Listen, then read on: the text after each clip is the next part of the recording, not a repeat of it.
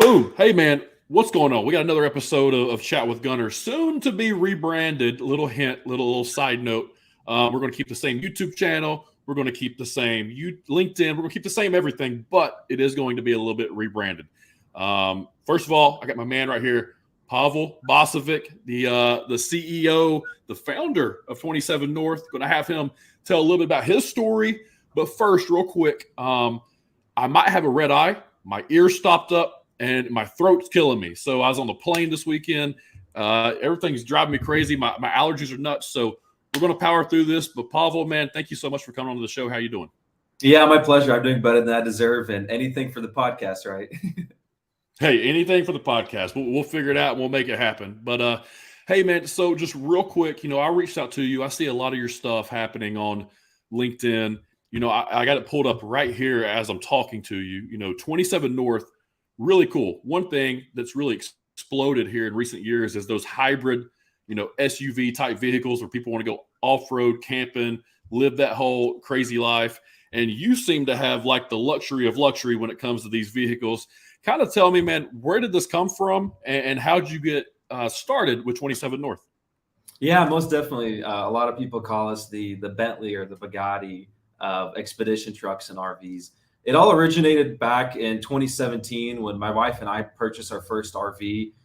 We had plans of living in it, but then we decided, the market's booming, there's a high demand. What if we try and flip it? And whenever we got into servicing it, I knew very little about it. So we reached out a couple of local RV repair centers, parts stores, and terrible experience. I mean, it was brutal, man.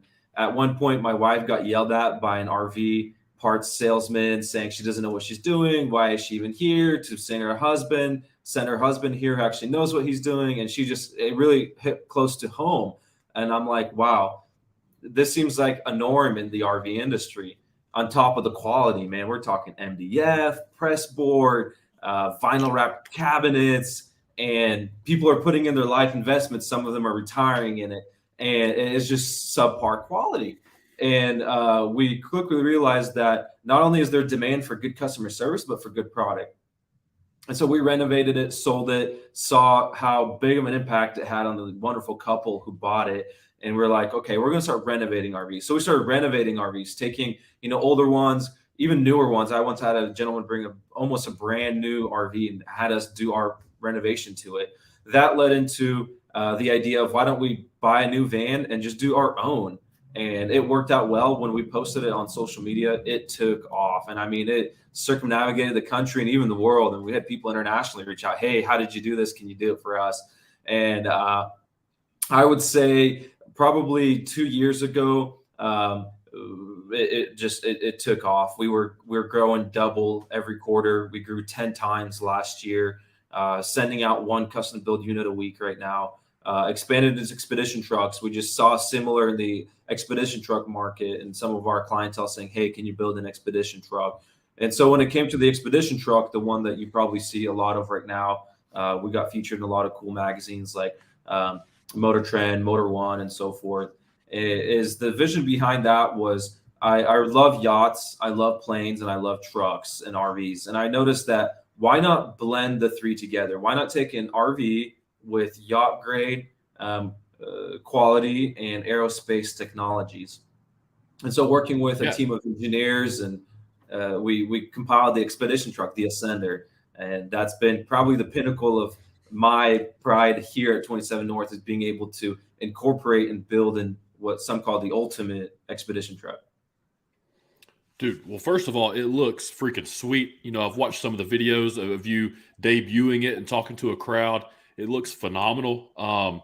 There's something about just like a really cool, rugged looking off-road vehicle that just kind of makes, guys like me just kind of light up a little bit. It's a really cool thing. It's like an earth mover. It's like, nothing's going to bother it.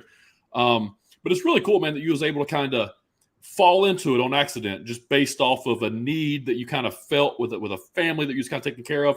And then, to realize that people would buy these super expensive, very expensive trucks, and then just come straight to you and say, hey, put about the same amount of money, ride it back into it, and let's make this thing really, really cool.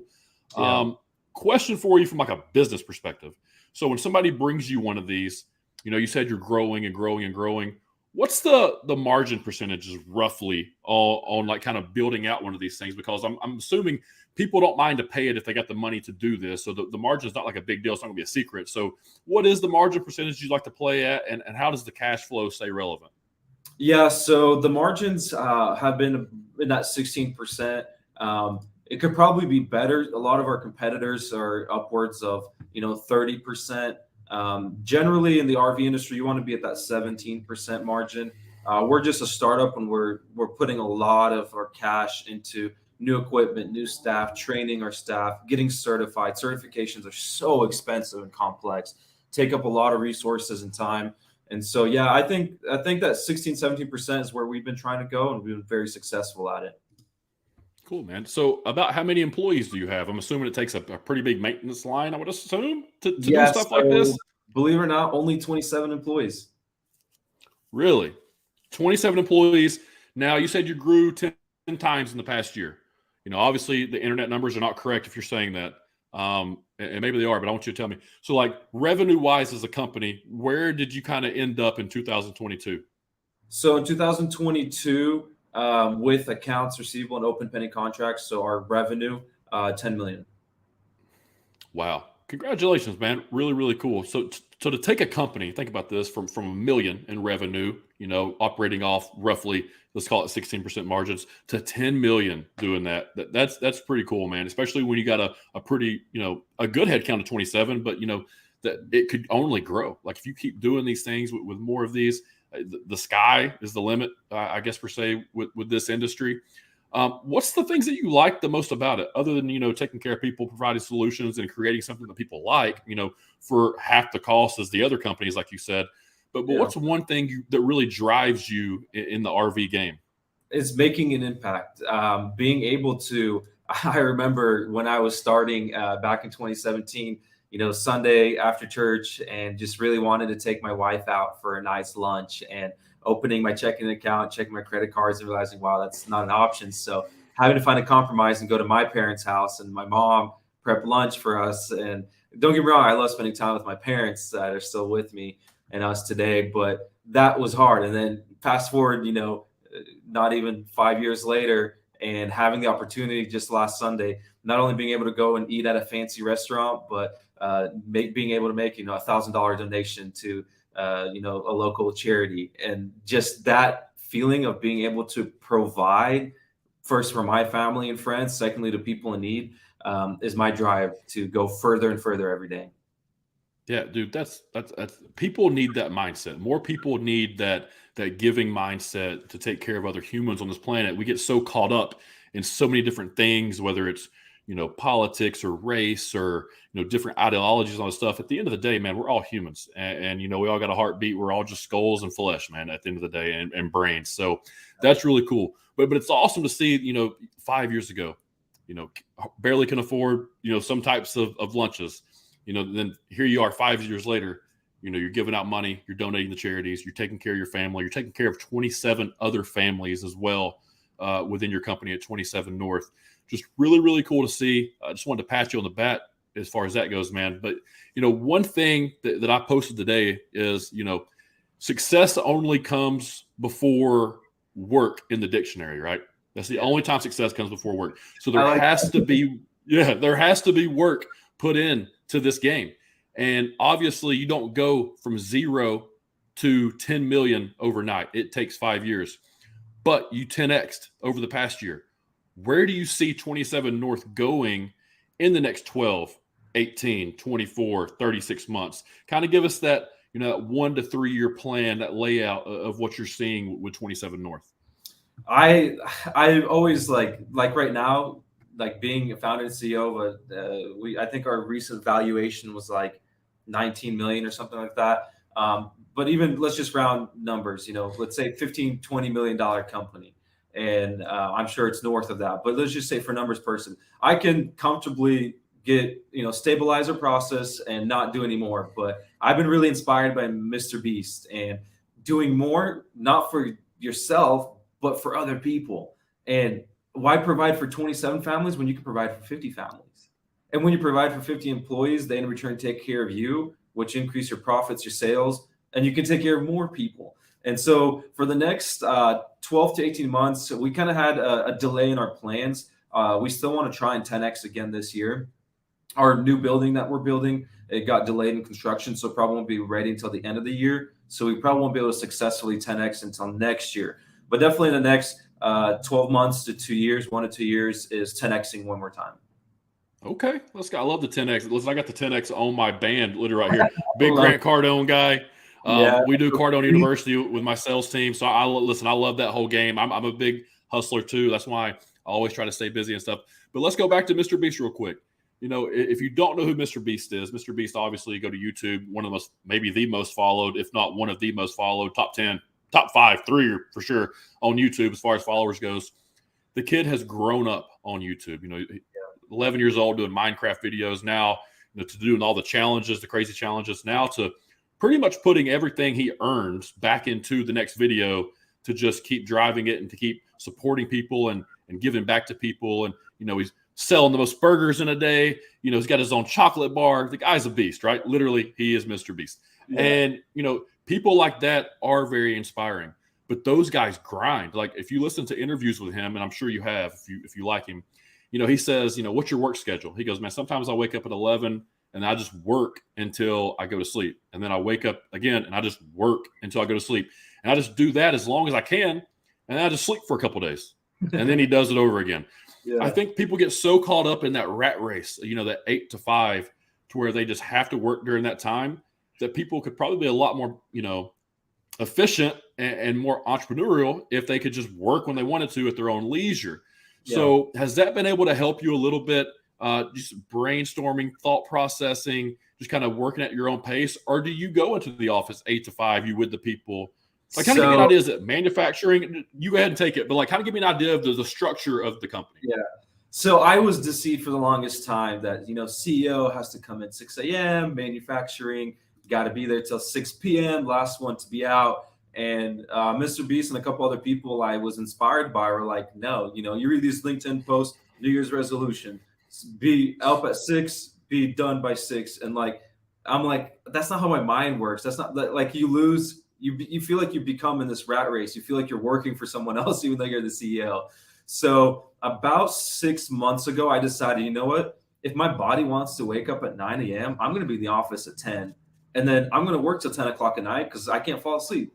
And so, yes, about 6 months ago, I switched to letting like my body dictate my schedule. And so, yeah, I'll work, you know, 3-4 days. I come in the office 9, 10 a.m. and then work. Like tonight, I'll probably be on my computer doing stuff until 1 a.m. and then I'll sleep in again tomorrow. And then, you know what? I want to take Friday, Saturday, Sunday off. I'll take a 3-day weekend per se.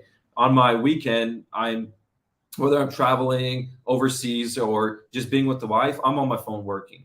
So that's the challenging part. Until you can get a CEO to run the company for you, unfortunately, you are putting in 90 to 100 hours. It's just on my terms and on my schedule, and not by the traditional, you know, 8 till 5 or 6 till 6 in manufacturing.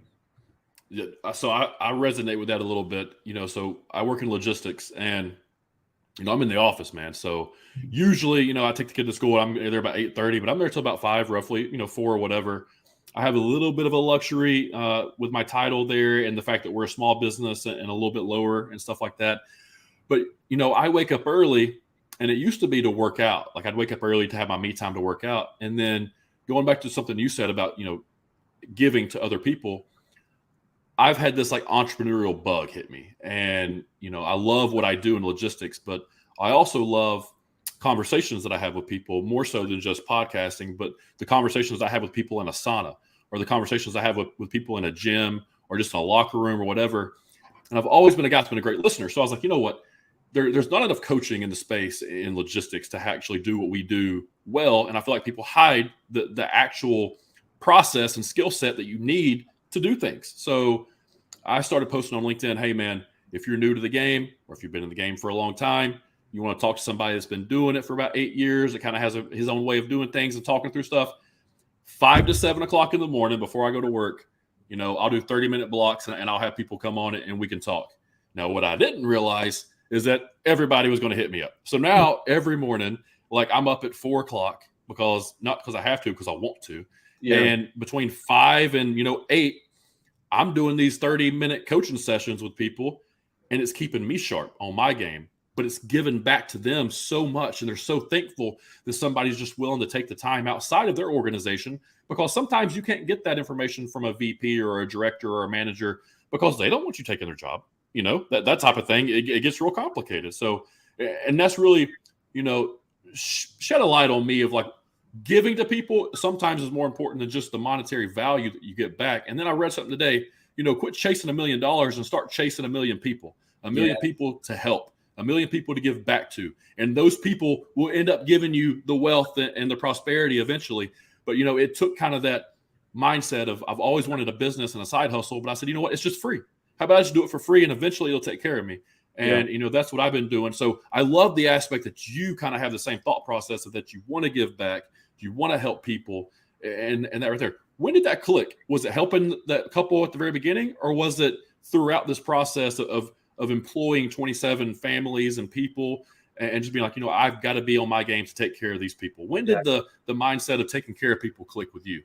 So for me, that young couple inspired me to create better products that add value to people's lives.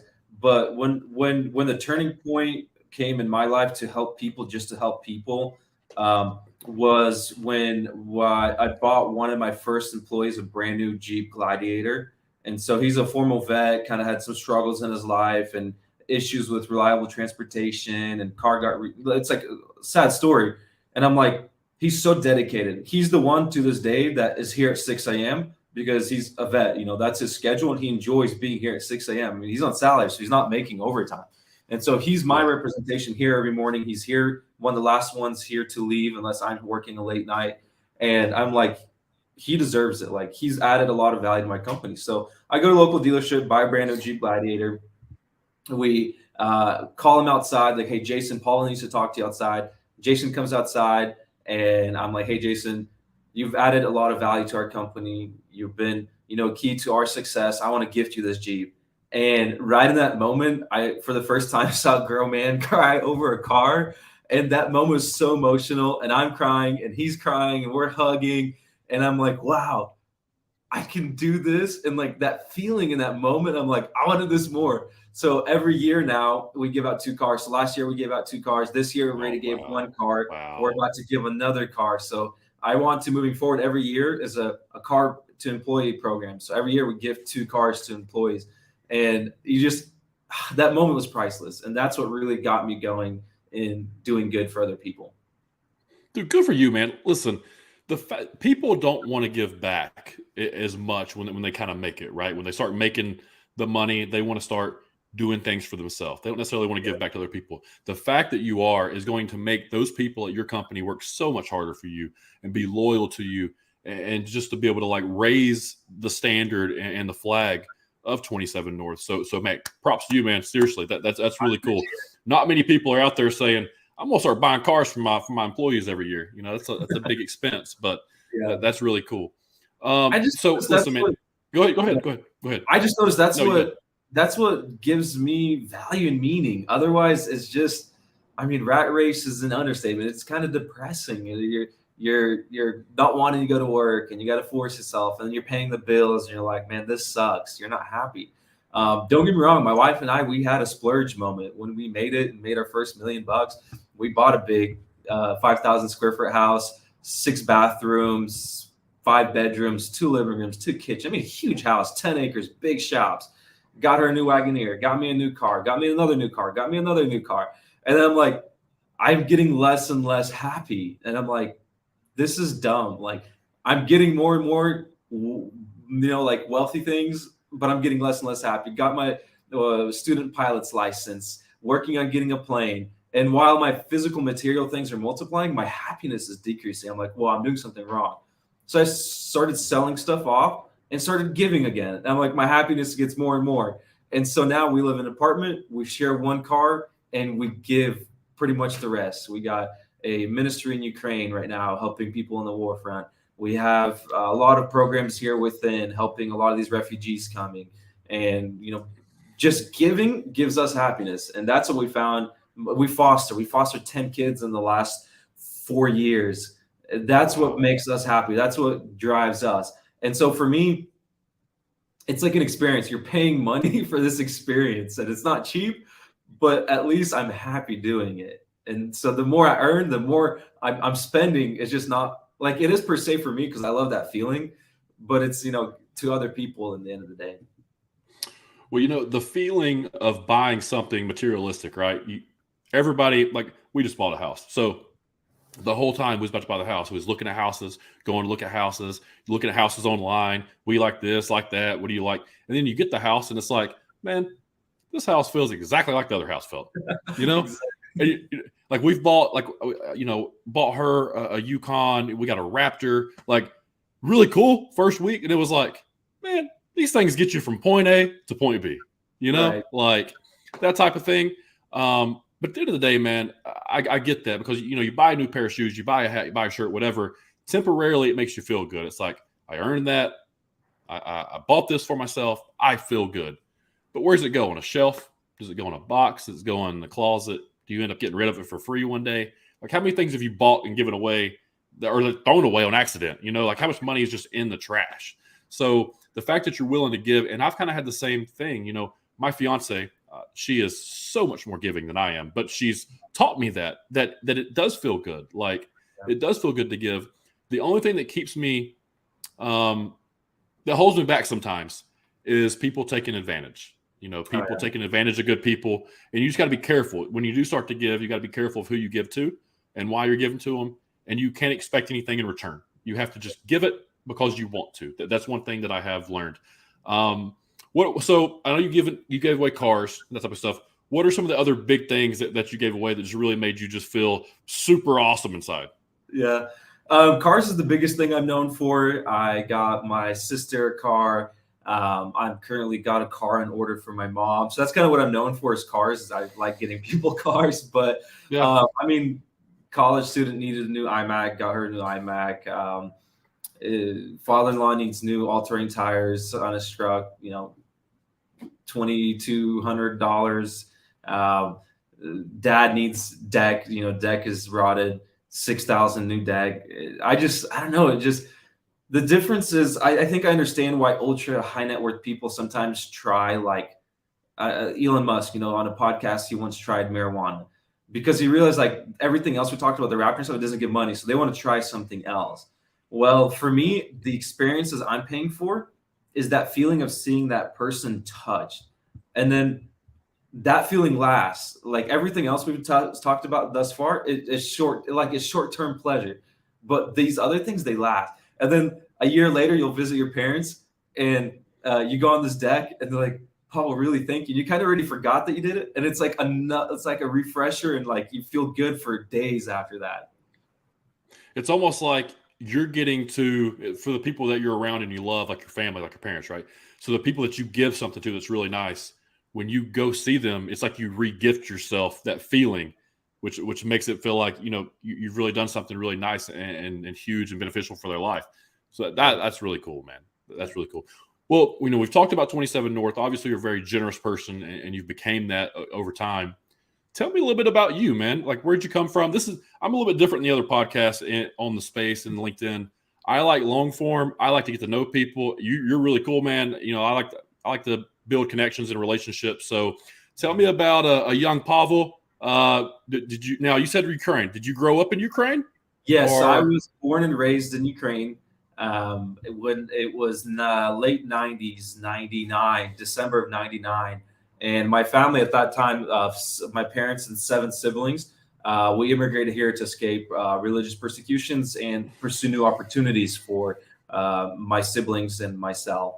And my great grandfather was held in a communist prison for 16 years of his life because of his faith. Heavily persecuted, mistreated. My great grandfather was didn't survive much after the communist regime fell apart. My grandfather, he didn't have it easy either. Oftentimes persecuted. And then my dad, he was involved in the church a little bit too. Wasn't that easy. He's arrested and fines and that and whatnot. So when we moved here in '99, we had 2 garbage bags of clothing. So a suitcase at that time was a luxury item, and a lot of immigrants coming here literally came here with garbage bags. So garbage bags of clothing. The system here really helped us, welfare, food stamps, the whole 9 yards. Helped us get into school, helped us adapt. Uncle gifted a minivan. We shared a minivan, big family.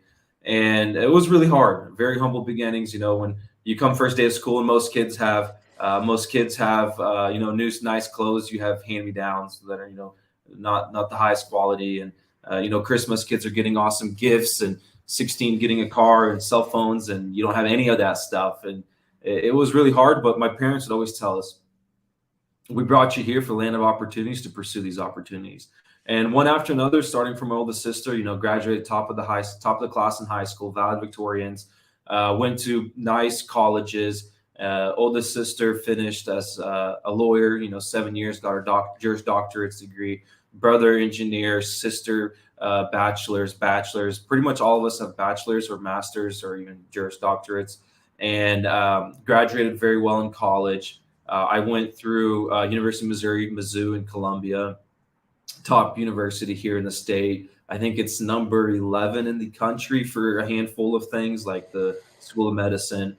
And then after graduation is when I got caught in the moment again. I went to work at a big home improvement store, and 7 days a week, 9-10 hour shifts, very unhappy, $14 an hour. It was just, my mom sat me down. She's like, Pavel, you came from a hard background, grew up super poor. You bought your first car, you bought your first new pair of pants, you bought your first cell phone for hard money. Through middle school, you helped me clean up residential properties in the evening when kids were out having fun. On weekends, when kids were at the lake, you were cleaning up construction sites or working a night shift at McDonald's. And now you graduate college and you're working at a home improvement store for $14 an hour. Like, you got to think more, either go corporate and climb the corporate ladder or start your own business. And that's when the idea really hit me, is to start my own business. So we started the business, and it wasn't easy at first, but things took off, and here we are, fast forward today. Dude, that's a wild story. With everything that happened with Ukraine in the past year, they've really been on the forefront in the news. Especially here in the States. Yeah. How has that impacted your train of thought and your mindset and just the way you've handled your business? Since everything's kind of transpired. Yeah, it's been challenging. When it first happened, I really wanted to go there. I think if I didn't have such passionate employees that held me back and said I can do a bigger difference from here than being there, has kind of panned out. We've been able to do a lot more here from the States and support both financially people there and then accepting refugees here and providing them with employment. It's had a big impact on the economy, as you can see. It's had an impact on our business in a way too. But overall, we have to just push forward. We have to overcome it and, turn challenges into opportunities. No, I'm with you 100% on that. And the brave men of Ukraine, man, like when that came off and that started happening, and they're just out there just going, they're just strapping up and fighting for their country, literally the men fighting for their country. It lets you know just how fortunate we are over here in the States to just to live our life the way that we do. We complain so much about lack of freedom of speech or whatever on social media and all this stuff. It's like, no, man, we got freedom. Like, we've got legit freedom for the most part, and we're so big and powerful that it's really hard for anybody to mess with us. I mean, dude, we got more guns in the United States than any other countries, all the other countries' armies combined. And that's not even our army. Like, that's just the Southern people and over here by me. It's like, if you want to, I wouldn't roll up in North Carolina and Florida if I was you, if I was trying to come to a war here. But, it is what it is, especially Texas. But yeah, I mean, I'd say it was tough for you to probably still have family over there and having to go through that if they didn't all come over when everybody came over in '99.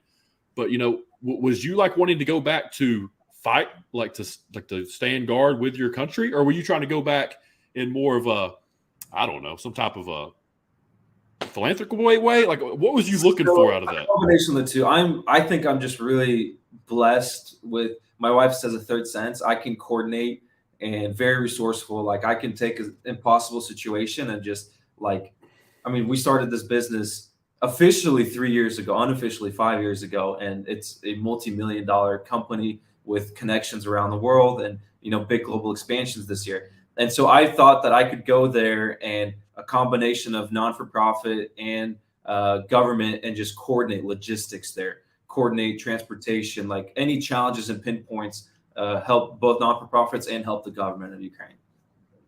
Really cool. I mean, you've got the boxer, Lemachenko. He went back over there, and then you got the big boys, the champs. What's her name? Brothers.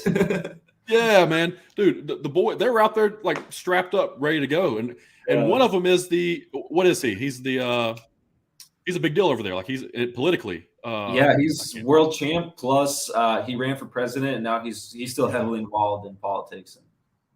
It's wild, man. It's wild. Now, what about the president of Ukraine? Are you a big supporter of him? How do you feel about him and the way he handled everything? Who isn't? I mean, any former president would have ran. Like if you look back in Ukrainian presidents, like people are gonna probably not like me for saying this, but just take the most recent president in 2014. Protests break out. He grabs any gold he can, gets on his truck convoy, and runs away to Russia.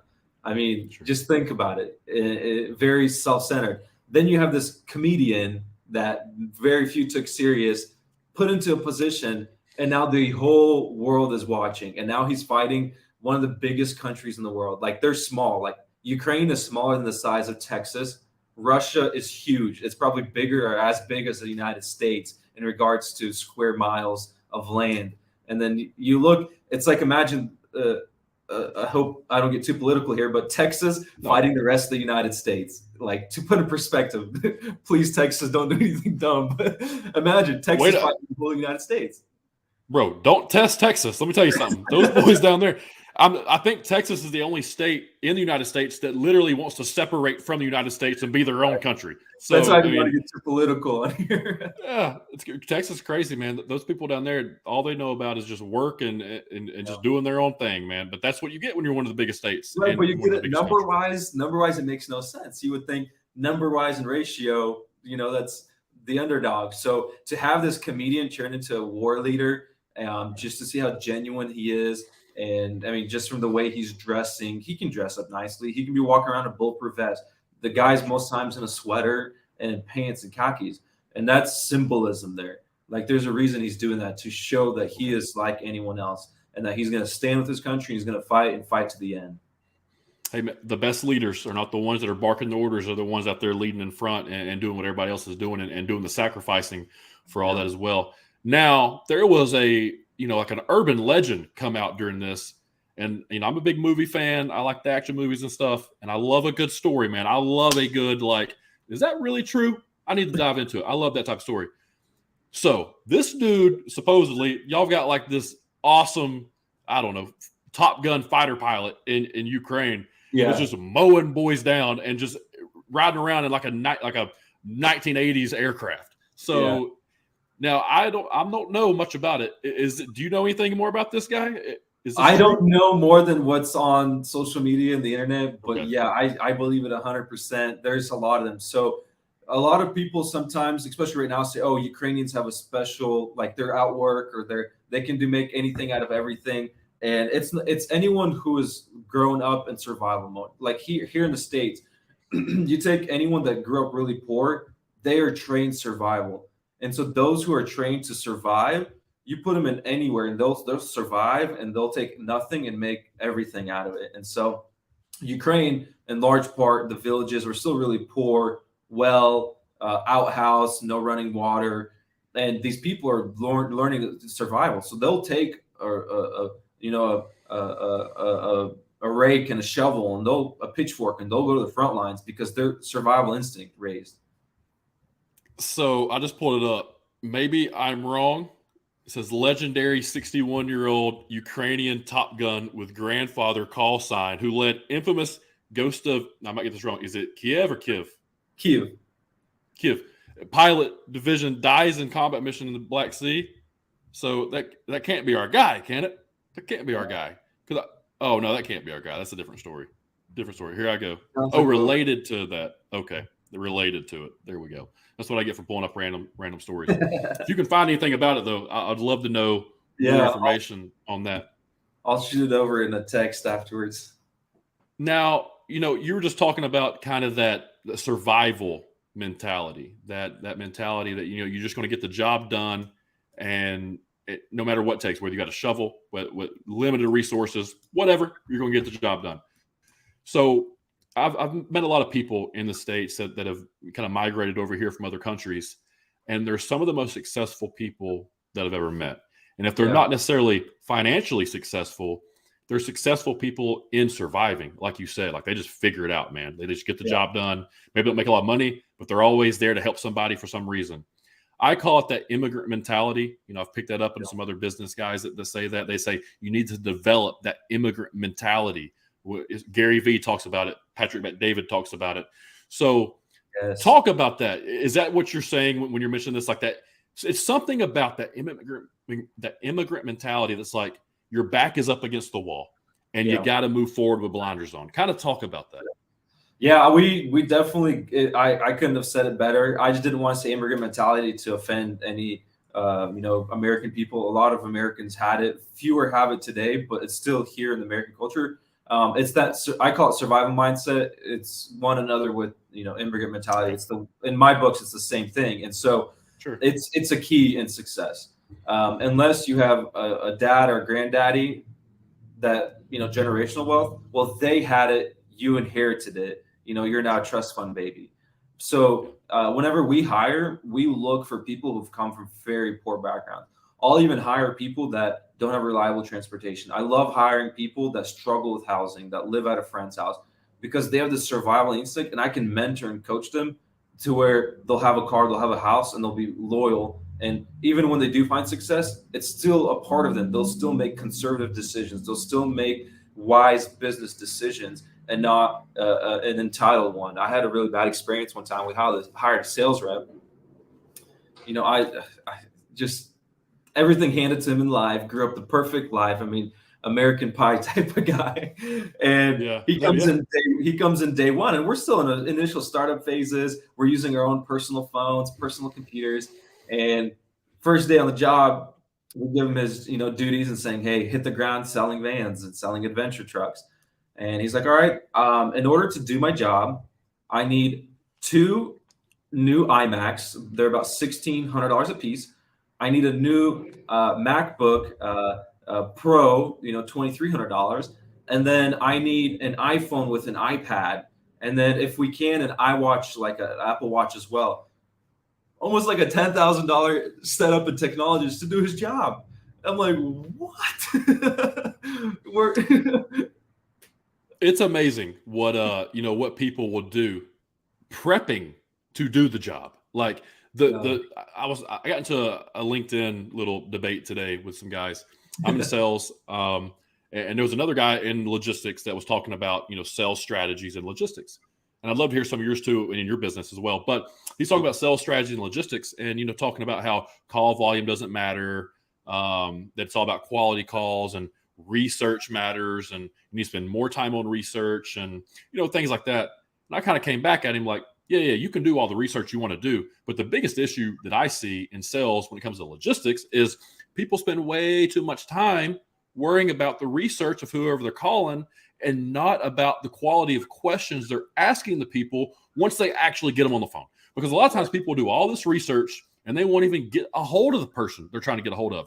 It's like this fantasy land of, I see him, he's right there, he's got it. I've done my research. I know his mom, his dad, where he went to high school, like all this stuff, but I can't get the guy on the phone, and I can't get anybody to get me on the phone. So, I just became obsessed with like, what are the best route of discovery questions that I can even see if we're even a good fit, necessarily at all. And everybody has their own way of doing things. I feel like everybody wants the easy way out when it comes to sales. Like that guy, he's probably had a sales job prior. He thought he'd come in, you're the man of the company. He's like, hey man, let me go to the Apple store, and I want one of each. And then I got this. Also, hop by Louis Vuitton and Gucci and get me swagged out. because I got to look good when I go see these people. So I mean, I know those type of people, man. They're going to want, they want to pretend to be successful. They don't want to actually grind and put the work in. So I know my sales process and how I run my team. Talk a little bit about the early days when you're out there selling your business, selling yourself, because that's what you're having to do when you brand a company. Talk about your sales strategies and your techniques. And did you do any formal training when it came to sales? So the only formal training I have is my business degree in business administration. I took some marketing courses, some psychology courses, a lot of accounting and finance. And so a management degree from the university I attended was very real life experiences and not so much book and theory and reading the slides type of professor teaching. And the key takeaway I got from my degree was being authentic, being myself. And so I tried it in whether it's with my staff or prospects who turned into clients, I would just call and be myself. And it was so different that it shocked me. For example, I get on the phone with a CEO of a private hedge fund, and I don't even know how we got on the phone, but somehow we got on the phone. And imagine someone like that, the amount of times they get pitched sale calls. Well, I don't start with a pitch. I start with just a conversation, just telling him about me, my story, and my problem, and how he can help my problem by buying a van. And I share my story. Next thing I know, he's sharing his story, and we have similar stories, and we connect. And at that point, buys a product. And I found that key to my success to this day. I don't pitch. I don't have a formal training or an ABCD, do this. We don't even have sales content here. I say, you get the person on the phone, you get them in a comfort zone, you hear their problems, you share your problems, you guys connect, and you make the sale. And our team has had tremendous success at that. Just being real, being authentic, being yourself. You don't need no ABC, follow this strategy. You're not selling used cars or, penny shares or stocks. This is an industry where you're truly adding value to people's lives. So if you have a good product, you don't need, some strategic, sneaky way to get someone hooked to buy a van. You be real, you be authentic, and the product does the rest. No, absolutely. I agree 100%. So you could go back and look at my LinkedIn. My big thing is unapologetically, authentically me. If you don't like that, that's cool, man. Like, we don't have to work together. There's people that don't like me. I promise you. I know them, but there's also a lot of people that do. And for every person that doesn't like you, there's probably a few more that do. And that's the way I started living my life, man. Unapologetically, authentically me. And that ruffles some feathers. And I'm sure you ruffle some feathers as well with some of that. I might be a little bit more outspoken. You seem pretty chill with some of the things, a little bit more smarter and intelligent with some of the way you come across, like with the survival mindset, me over here calling it, immigrant mentality, like that type of thing. Like, I'm a little bit loose with some of my words, but it's because I don't mean no harm by it. I'm just, pretty matter of fact and simplistic. Yeah. I'm just me, man. Like, this right here is just like me and you having a beer or something if I was to be in Missouri. But, another thing, and I'll tell you kind of my story about sales. So when I started doing this podcast in 2020, January, I had done one prior as like a co-host, like just getting into it, pro wrestling. I do pro wrestling as well. So it was like getting into it, talking about behind the scenes of pro wrestling. I started doing my own in January, and I realized real quick, in order to carry a conversation for hours at a time, you got to be able to talk, and you got to be able to ask legit questions that not only they want to answer, like yourself, but that the people on the other side of the screen want to listen to. And that's what helped me the most, man. Like, there's been some conversations. You could look at like the early episodes of my show, and there's been some dead air time where I'm sitting there going like, all right, we're 5 minutes in. I've heard a story, and I have no clue where I'm about to go with this. Like, and I just kind of wing it and go with it and start over talking to myself. But, it's helped me so much in sales calls, because now, my guys pretty much do the cold calling and the prospecting and the first touches. But now if I'm having to, dude, it's literally like a podcast. When I call you, we're just doing a podcast online. I don't even want to be on the phone. Yes. I want to be on a Zoom, and I want to know, like, hey, man, like, hey, bro, what's up? Like, I'm going to be me. I'm going to talk to you like, and if you're too good to be called bro, then we're damn sure not need to be working together. That's for sure. So that's always been my strategy, but it's worked, man. It's worked quite a bit. And there's no better way, to do anything than just to be yourself. So I'm glad to see that somebody else is doing that as well. Oh, 100%. Because you got to realize, like, our clientele are, while most of them are, higher net worth individuals, they do business to her. Like, I do a lot of my personal meetings. I usually just take the VIPs right now. It's after hours. Like, they don't want to be work mode anymore. So we're talking about family. We're sharing each other's problems. Like, we're getting on a personal level. And in between, I'll ask questions. And it's like, I had a meeting recently with the lady, and we're talking about her kids, her dad who's sick. And it's a genuine, like, don't get me wrong, I genuinely care for this person. And then I'll be like, wow, that's so sad. What color do you want your cabinets? All right, white. And how's your dad doing now? And like we're chill talking, and then between each few things, and then the design meeting might take 3-4 hours instead of a 1 hour meeting, but you're so close on a personal level. They'll come back. The lady came back and bought a second van. I'm like, why do you need 2 vans? Like, well, I want one for me and I want one for my daughter. And I'm like, wonderful. Do you have any other daughters? Yeah, go ahead and start having some more kids. We have some more vans to make. That's what I'd be saying. Yeah. No, that's really cool, man. That's really cool that you kind of go, the extra mile. And another thing too, like, I'm looking at your LinkedIn profile. You do a pretty good job of putting stuff out there. And I think you've got like right at 5,000 followers, so 4,000 followers. So the way I kind of look at LinkedIn, if you look at Instagram or so, 4,000 followers is like the equivalent to like 20,000 followers on LinkedIn as far as like engagement goes and impression, because it's such an underused social media platform when it comes to business. Like the money's here. Like if you want to do business, the money's here on LinkedIn. And I really went all in on that pretty much this past year. To kind of talk about your branding of 27 North. I'm big on that right now, my personal brand. Are you leveraging your personal brand with 27 North, or are you kind of pushing 27 North to the forefront and saying that is my personal brand? I'm just going to go ahead and elevate it as much as I can. Yeah, so I took a strong approach from the beginning. The only reason I started LinkedIn is to share my story. I had a couple of mentors that really pushed me, like, Pavel, if you don't want to write a book yet, you got to push your story. You got to share your story. And then I just started sharing my story every day. I just share a snippet either of my current, past, or my future. And as you read my posts, it's either a snapshot of my current, my past, or my future. And I noticed as I'm sharing this, it's picking up a lot of traction. It's impacting people's lives. I'm getting messages how people are like, they listen and they're like, I'm going through something similar, and they go and listen to my advice and they're successful. And then recently, it kind of clicked to me, like really recently, like, this is helping my business. And so that's another one of those things. Don't chase the money, chase the value, the people. And for me, my sole intention is to share my story. And in return, it's been very beneficial for my company. I've connected with wonderful CEOs, presidents, very successful individuals that have benefited my company significantly. No, that's awesome, man. And people truly do resonate with you. Like, everybody wants to put out that information that nobody's ever thought of, like the 10 best sales techniques, how to build a business, how to become a millionaire, like all that stuff. Nobody cares, man. Somebody that's already put that out has done a better job than you, and the content's there. Google it, go find it. But what nobody else on this planet has is your experience, what you felt, and how it worked out. So I love that you're doing that. I do the same thing, man.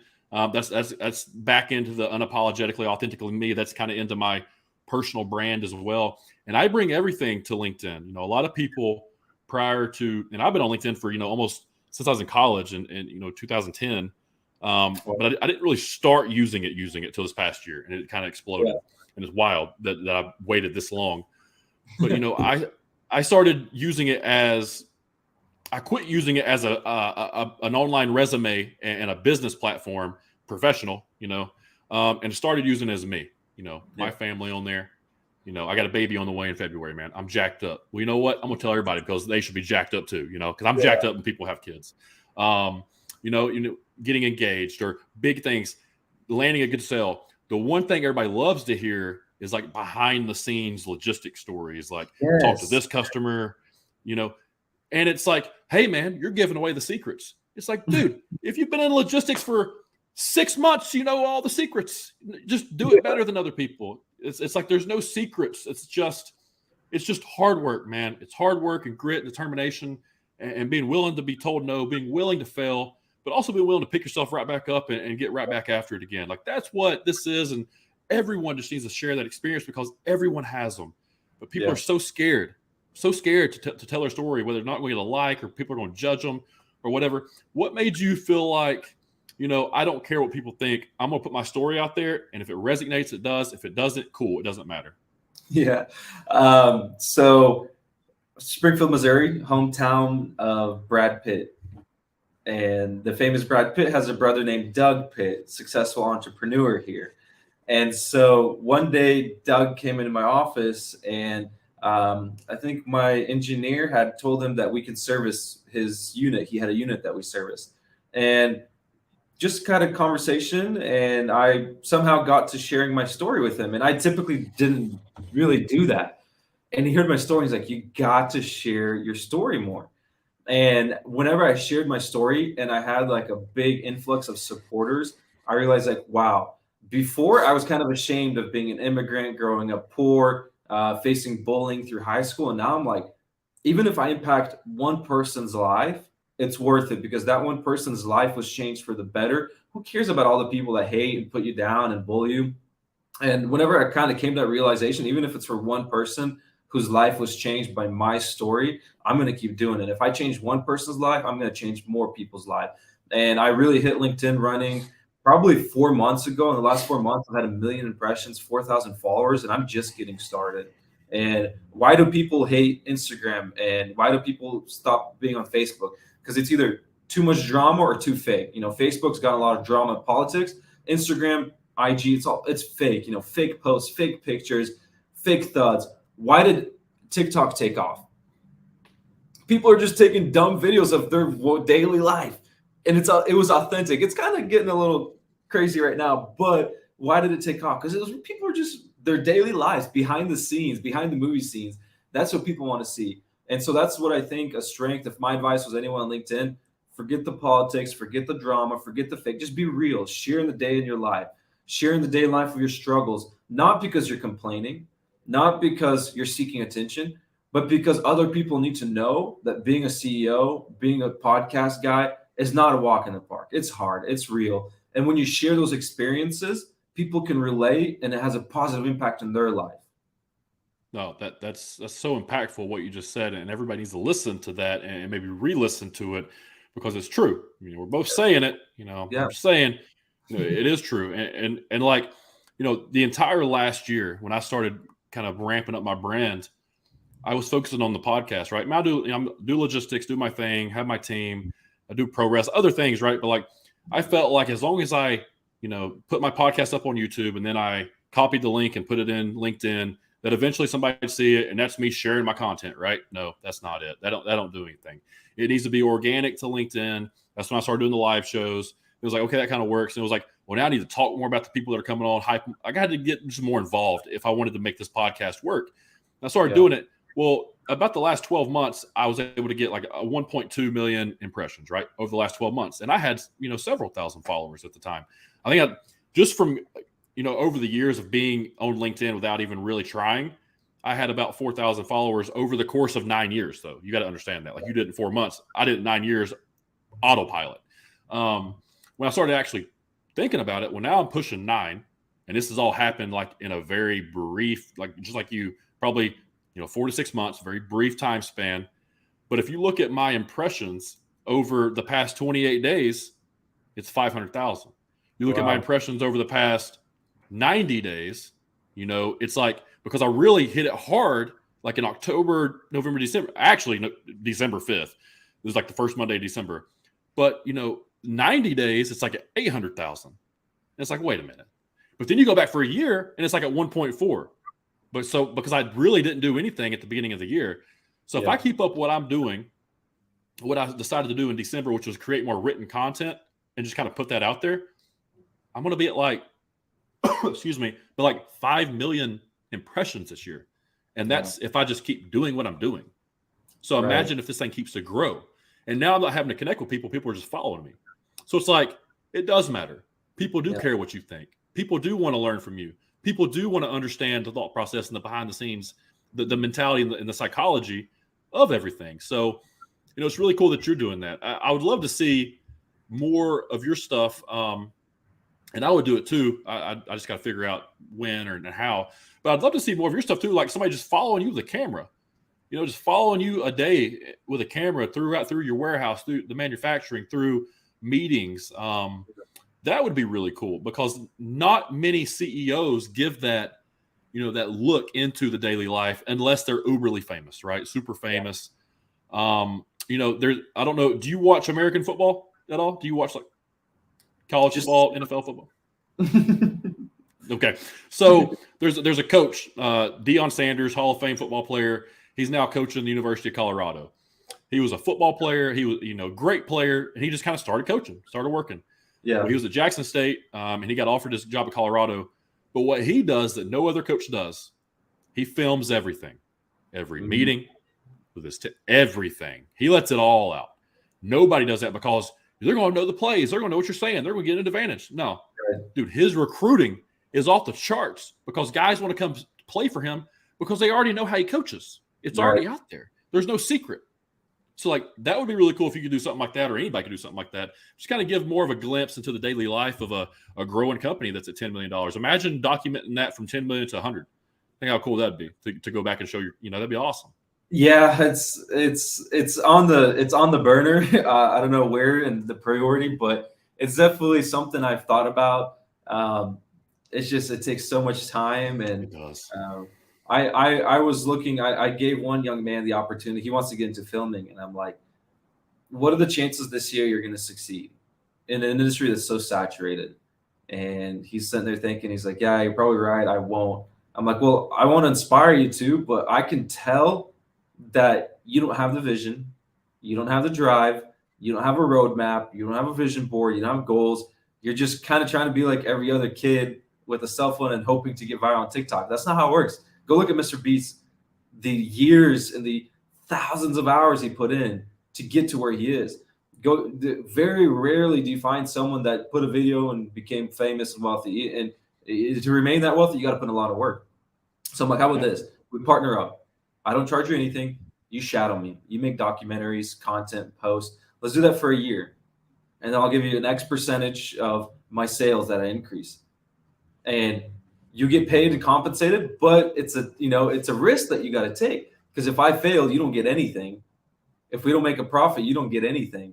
But you're taking that risk, that opportunity. I'm yet to have someone take me up on my offer, but I mean, does that make sense? Yeah, dude. Listen, everyone wants the job because they're so important, and they're going to elevate you, and they're going to make you look a certain way, and they're going to sell you all these things.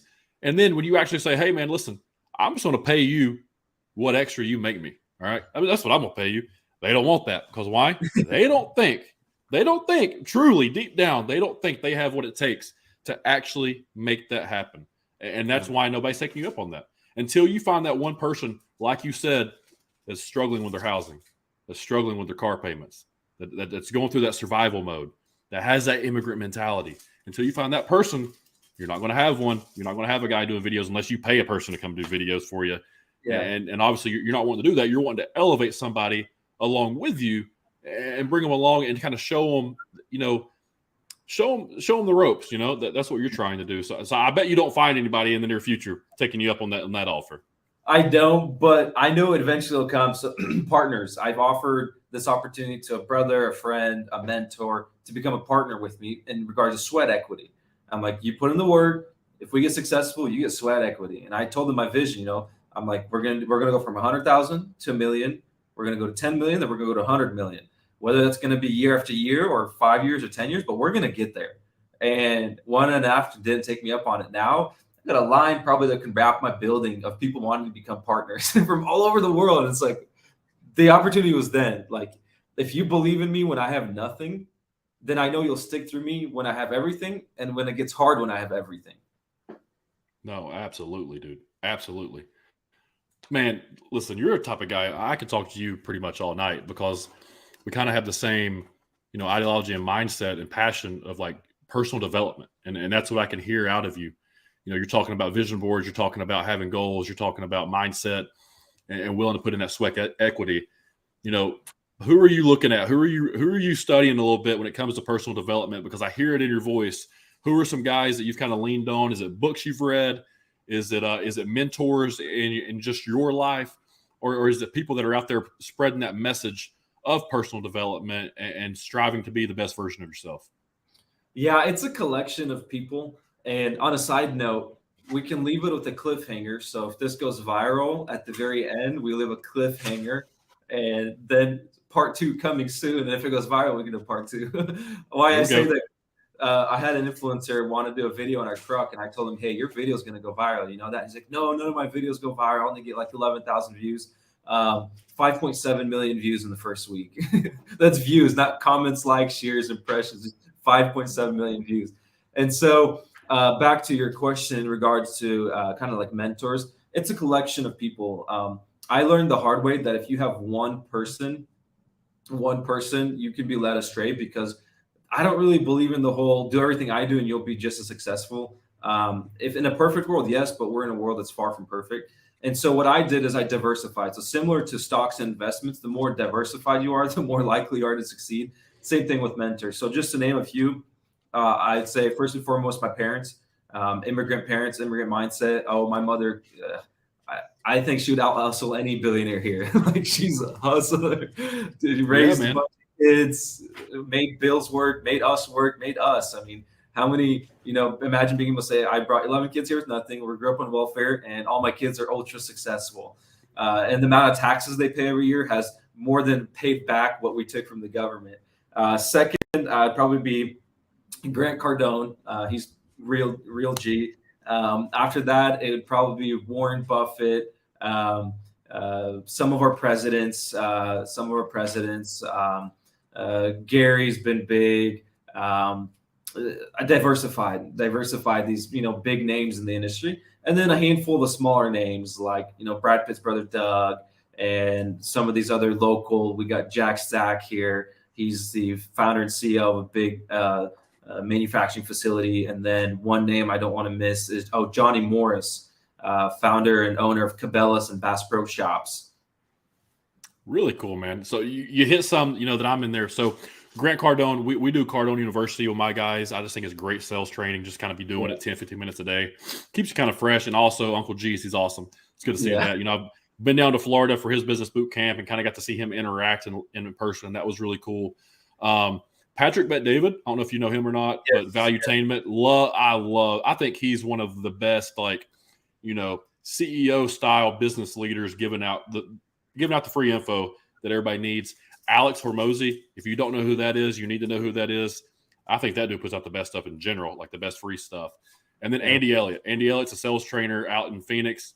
He's a guy I could pretty much shoot a text right now and he'd give me feedback. And he's a really cool dude. And he doesn't have to do that. But I just love the way he trains his team, working out, family, keeping them together, being intense. That's me, like being energetic. That's the type of stuff I love. I just love to see guys that enjoy seeking personal development, seeking, the next level. And how can I be better? Yeah, I've done good. Yeah, I've made 10 million. Yeah, I've done that. But how can I get to 100? What I need to do, what I need to tighten up, what I need to fix to get there. I love that. I just love that passion that's pouring out of you right now for the most part. It's really cool, man. But before we wrap up, we've been on here for an hour. Most of these, see, it doesn't seem that like that, right? I got the timer right here, but we've been here for an hour, and I got a couple questions I like to ask everybody before we get off here.